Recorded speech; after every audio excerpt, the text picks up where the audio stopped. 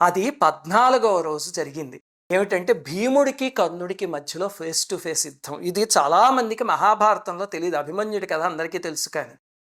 వీళ్ళిద్దరూ face to face వచ్చినప్పుడు భీముడు కర్ణుడి రథాన్ని కూల్చేసి, సారథిని చంపేసి, బీభత్సం చేసేస్తే కర్ణుడు యుద్ధరంగంలోంచి పారిపోయాడు. రెండోసారి కర్ణుడు దుర్యోధనుని సోదరుల్ని సహాయం తీసుకుని మళ్ళీ వచ్చాడు. వస్తే భీముడు ఆ సోదరులందరినీ కర్ణుడు ఎదురుగుండా, దుర్యోధనుడు ఎదురుగుండా చంపేసి వీళ్ళిద్దరిని కూడా వీళ్ళు మళ్ళీ యుద్ధరంగంలోంచి పారిపోయారు. మూడోసారి కర్ణుడు మళ్ళీ వచ్చాడు. మళ్ళీ భీముడి చేతిలో ఓడిపోయి మళ్ళీ పారిపోయాడు. ఆ రోజు భీముడు 3 సార్లు ఓడించి సింహనాదం చేసేట. ఎంత గట్టిగా అరిచాడట. వెంటనే ధర్మరాజు, అర్జునుడు దూరంగా ఉన్నవాళ్ళు విని, ఓహో ఇది భీముడు చేసిన సింహనాదము, బహుశా కర్ణుడిని ఓడించాడు, అందుకే అంత గట్టిగా అరుస్తున్నారు అని చెప్పారు. వాళ్ళకి అప్పుడే అర్థమైపోయింది ఓడించాడు. అంటే ఇదేమిటండి, ఇది ఇంపాసిబుల్ అండి, నమ్మశక్యంగా లేదు అంటే ఉండదు.